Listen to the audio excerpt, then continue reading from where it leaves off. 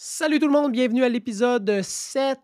Bienvenue dans la famille, le podcast immobilier. Aujourd'hui, on parle des 13 grandes étapes de vente. Fait que si jamais tu te lances dans un projet de vente, écoute cette capsule-là, écoute ce podcast-là, va me regarder sur vidéo sur YouTube parce que je vais te donner tout ce que tu as besoin de savoir, tout ce qui s'en vient dans ton projet de vente et à quoi t'attendre. Parce que dans un projet comme ça, là, ou bien tu réussis à te préparer ou tu prépares ton échec. Donc, moi, je m'appelle François, je suis courtier immobilier résidentiel depuis environ 8 ans dans les cantons de l'Est. Tu commences à me connaître si tu écoutes régulièrement le podcast, si tu me suis sur les réseaux sociaux ou sur mon channel YouTube qui s'appelle Service immobilier. Et aujourd'hui, je vais te donner les 13 grandes étapes de vente. Première étape. Tu décides si tu vends par toi-même ou si tu vends à l'aide d'un courtier immobilier. Et là, je ne commencerai pas à débattre de si c'est mieux prendre un courtier ou si c'est mieux vendre tout seul, combien tu économises, combien tu charges, combien tu as plus de visibilité. Je fais juste te dire qu'il va falloir que tu choisisses si tu vends sur l'EPAC, sur Kijiji, sur Marketplace, si tu vends sur du proprio ou si tu prends un courtier immobilier. Dans tous les cas, là, fais la décision avec laquelle tu vas être confortable, que tu vas te sentir en sécurité, puis que tu vas te dire que tu mets le plus de chances de ton bord de bien réussir ton projet. Si tu fais ça, tu risques de ne pas regretter ta décision. La deuxième étape, c'est de t'informer de tes potentielles pénalités hypothécaires. Parce que si tu as pris un taux, un terme, exemple de 5 ans fixe, puis qu'il te reste 3 ans à ton terme, puis que tu as 400 000 d'hypothèque, tes pénalités hypothécaires risquent d'être élevées. Si tu avais un taux variable, de mémoire, c'est 3 mois d'intérêt qui vont te charger. Mais dans tous les cas, je ne suis pas spécialiste hypothécaire, mais je te conseille de vérifier c'est quoi les pénalités qui sont associées à ton dossier parce que ça va quand même faire la différence sur combien qui va rester dans tes poches. Bon, les décisions que tu vas prendre au cours de la transaction, au cours de la vente, ne seront pas nécessairement toujours basées sur combien qui va te rester dans tes poches, puis d'être obligé de calculer la pénalité hypothécaire, mais déjà de prime abord de le savoir, puis de te dire, bon, mais j'ai 6 000 12 000 1 000 de frais pour briser mon hypothèque, rembourser mon hypothèque avant la fin du terme, ça va au moins t'aider à savoir, bon, mais ça me revient pas. Ça, c'est mon prêteur hypothécaire qui va l'avoir dans ses poches parce que je rembourse mon terme avant le temps. Fait que informe-toi des pénalités hypothécaires. Moi, exemple, quand j'ai acheté mon chalet, je voulais réhypothéquer ma maison, puis il me restait, je pense, comme 3 ans. J'ai eu 12 000 de frais. Finalement, j'ai trouvé un mécanisme pour éviter d'avoir ce 12 000 de frais-là.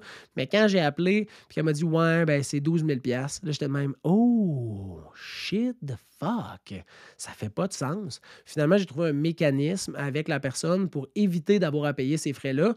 Mais si j'avais pas eu une personne dégourdie puis réfléchie, ben peut-être que j'aurais eu 12 000 de moins dans mes poches. Fait que, et de là, toute l'importance de prendre la peine de faire les bonnes étapes au bon moment, ça va te mettre les yeux en avant des bons trous. Troisième étape, rencontre la personne qui va t'aider. Fait que si tu as décidé de vendre seul, exemple via un site publicitaire, bien, cette personne-là risque d'envoyer un représentant pour t'aider, t'expliquer les étapes, signer les contrats avec toi. Donc, rencontre cette personne-là. Je te conseille, avant de le faire venir chez vous, déjà de parler à cette compagnie-là pour voir si ça fonctionne un peu avec tes attentes, ce qu'ils sont capables de t'offrir. Si tu décides de faire appel à un courtier immobilier, bien là, à ce moment-là, tu peux voir plusieurs courtiers immobiliers pour, premièrement, savoir si ça fit avec l'humain, là, avec le courtier, savoir combien il charge, c'est quoi ses mises en marché, est-ce qu'il y a des exemples de mise en marché dans les dernières semaines, dans les derniers mois qu'il a fait, c'est quoi ses derniers vendus, ses champs d'expertise. Fait apprendre un peu à le connaître lui, mais connaître comment il gère sa business puis comment il aide ses clients aussi. Le courtier qui va venir va assurément te donner des conseils, des petits conseils de mise en marché, puis arriver probablement avec une analyse comparative de marché. Donc, il va probablement préalablement t'avoir posé des questions. Tu sais, combien de chambres? C'est quoi le pied carré de ta maison? T'es situé où? C'est quoi l'adresse? Essayer d'avoir le plus d'informations possible pour arriver puis te dire, ben, tu sais, ta maison présentement, avec ce que j'avais comme information, elle vaut tant. Normalement, on arrive avec une braquette là, entre temps et temps, tout dépendant quel genre de transaction tu veux faire, quel genre de mise en marché tu veux faire, mais il risque d'arriver déjà avec le juste prix de la valeur marchande de ta propriété actuellement. Et ça, j'ai déjà fait un podcast et plusieurs capsules sur YouTube qui expliquent comment arriver à la juste valeur marchande, mais le courtier risque d'arriver avec ces informations-là. La quatrième étape, mais ça va être le home staging. Préparer ta maison pour qu'elle soit une maison modèle quand les acheteurs vont arriver, puis quand le photographe va arriver pour prendre les photos. Dans du home staging, normalement, là, tu ne dépasses pas en dépenses, en frais reliés au home staging à 1% de la valeur de ta propriété. Là, tu fais comme, OK, ma maison, elle vaut 400 000, ça veut dire 4 000 d'home staging. Tu n'es pas obligé d'aller jusque-là. Ultimement, tu veux rendre ta maison vraiment intéressante puis belle à l'œil pour que les acheteurs, quand ils sont sur Centris, sur leur téléphone cellulaire, ils swingent la photo, une photo, deux photos, trois photos, puis qu'il y ait de l'intérêt. Puis tu veux que quand ils rentrent dans ta propriété puis qu'ils viennent faire la visite, ils aiment ce qu'ils voient.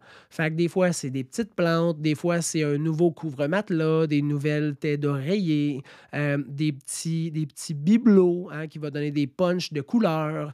Donc, c'est pas grand-chose, mais ça vaut vraiment la peine que ça soit fait. Dans le home staging, il y a aussi deux autres points qui sont super importants. Le premier, de décharger ta maison. Donc, tu veux enlever le plus de petits électroménagers dans la cuisine. Tu veux aucun produit dans ta douche, dans ton bain. Tu veux le moins de produits possible, puis de petits articles sur ton comptoir de salle de bain. Tu veux le moins de trucs possible sur les bureaux de travail, sur les commodes, sur les tables de chevet. Donc, tu veux essayer de décharger le plus possible ta maison, de garder quelques petits bibelots, des plantes, puis des électroménagers qui donnent du punch, exemple, à ta cuisine ou à une pièce en particulier. Donc, le but, là, c'est de recréer une maison modèle, puis des photos de magazines. C'est ça l'objectif. Puis là, des fois, les gens disent, ouais, faut-tu que je dépersonnalise? Est-ce que j'enlève les cadres de famille? Pour moi, les cadres de famille, c'est vraiment pas quelque chose de problématique. On va dire, c'est quelque chose que je conseille de garder. Surtout si c'est une maison familiale que tu vends, ça va être une famille qui va l'acheter. Fait que, tu sais, ils savent qui habite là, puis eux autres, ils vont apporter le même genre de personnes à l'intérieur de cette maison-là. Donc, il n'y a rien de négatif. Par contre, tu veux décharger la propriété pour qu'elle ait un look de maison modèle. Tu veux aussi, deuxième chose vraiment importante, que chaque pièce ait leur propre vocation. Le salon pour regarder la télé, la salle à manger pour manger en famille, la cuisine pour faire à manger, les chambres pour dormir, une salle de musculation pour s'entraîner. Fait que tu veux que chaque pièce ait leur propre vocation. Puis là, je sais, vous dites comme ça, je comprends, François, là, ça fait tout son sens. Oui, mais des fois, tu as des grandes pièces où il y a le salon avec un bureau de travail, avec des petits matelas pour faire du yoga, puis un petit coin pour les jeux pour les enfants. Bien, ça, à l'œil, pour les photos, les vidéos, puis pour les visites, c'est dérangeant.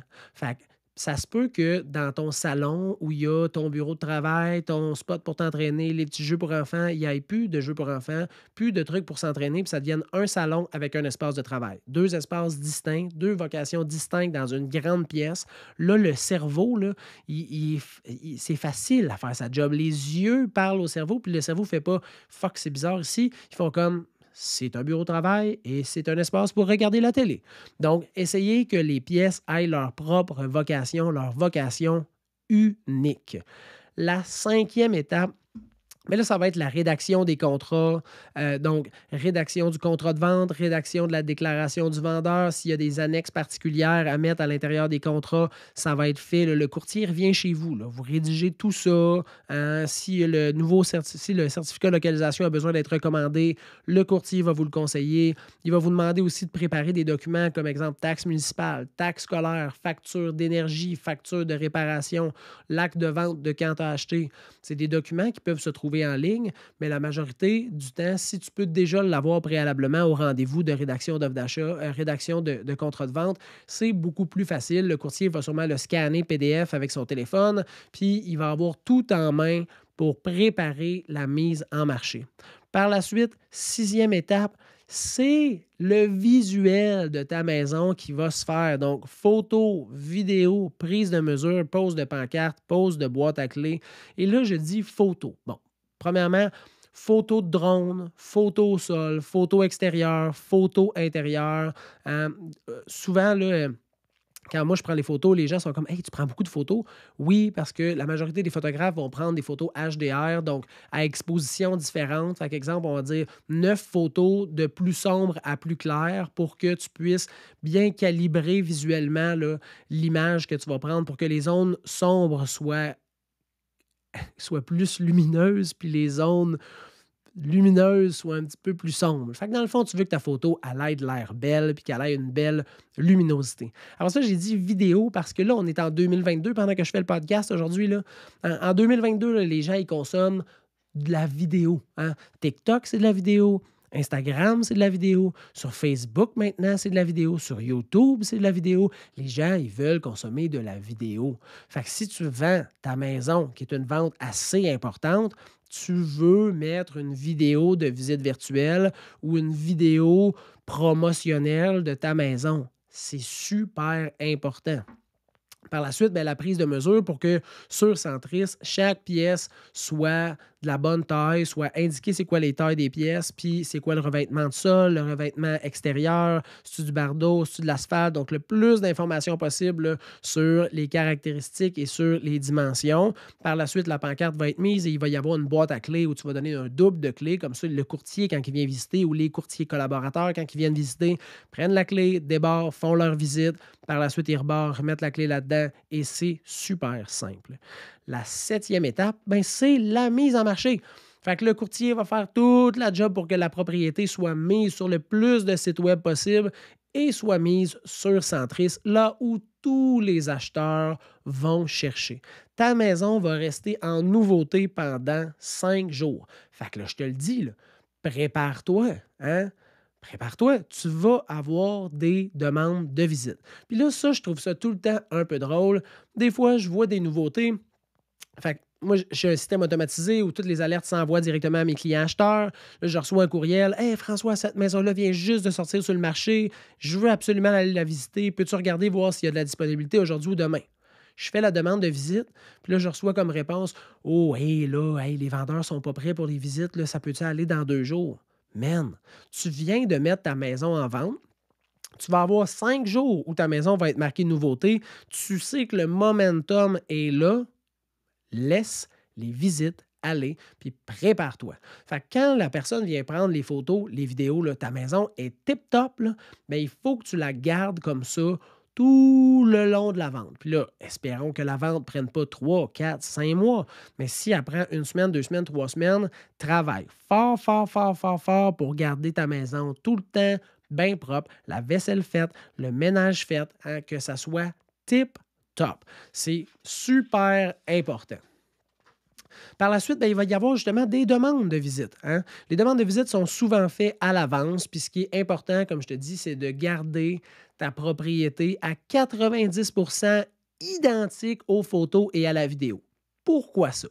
Parce que tu veux que les acheteurs qui aient vu les photos, hein, puis ils ont eu un coup de cœur, ils savent là, que les photos sont trompeuses puis que ça a l'air bien trop grand sur les photos. Fait que là, ils vont écouter ta vidéo de visite virtuelle que tu as fait. Là, les angles sont un peu moins grands, puis là, ils font comme Oh, Colin, hey, ça m'intéresse encore.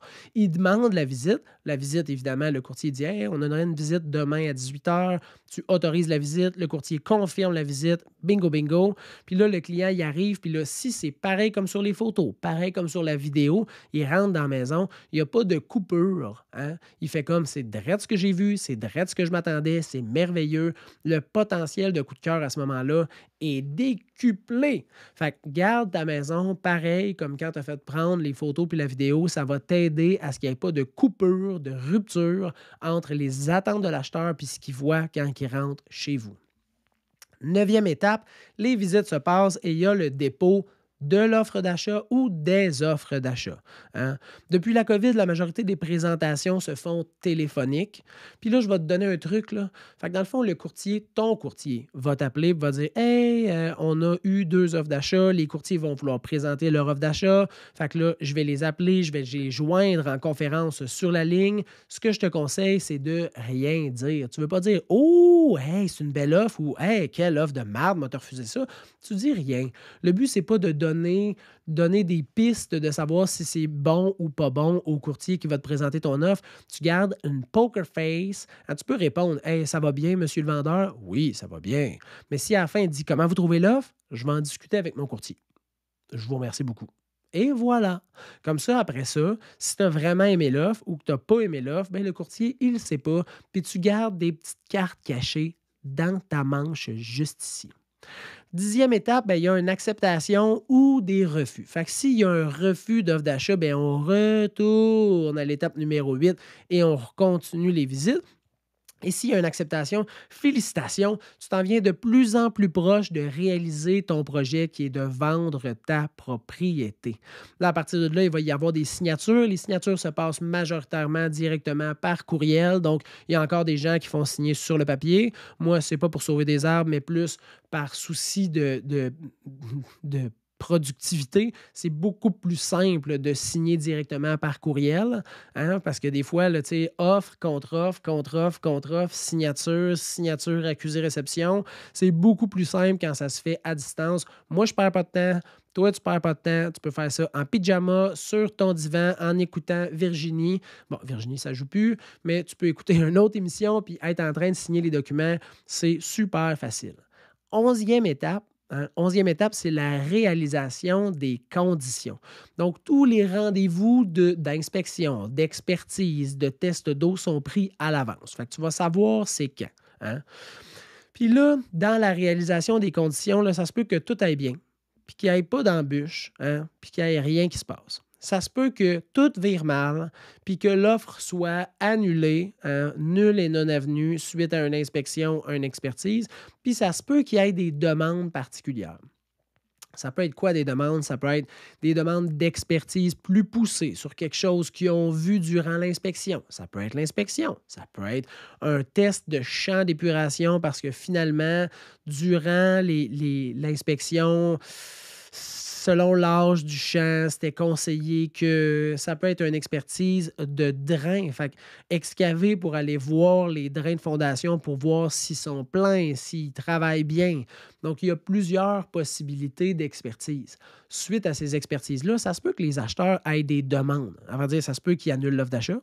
Ça se peut qu'ils continuent à acheter sans rien demander. Puis ça se peut qu'ils fassent une demande de baisse de prix parce qu'ils vont trouver quelque chose qui nécessite une modification urgente, imminente ou immédiate. Hein? Là, à ce moment-là, je te conseille de prendre ça le plus objectivement possible.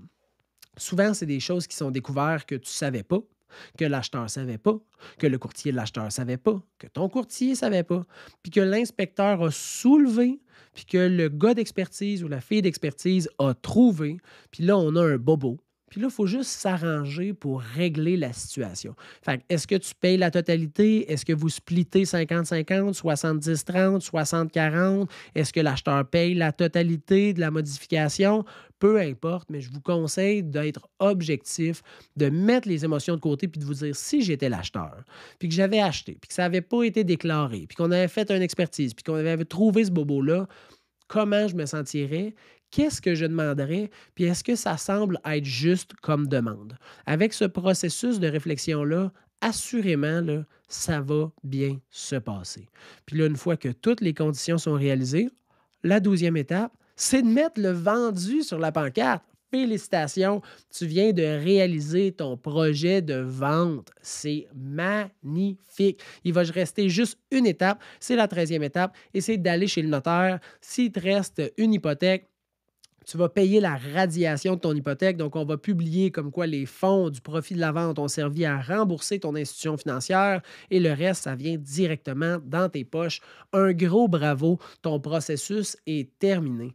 Fait que, en somme, là, on refait le wrap-up de toutes les étapes de vente. Donc, toutes les étapes si tu veux te lancer dans un projet de vente.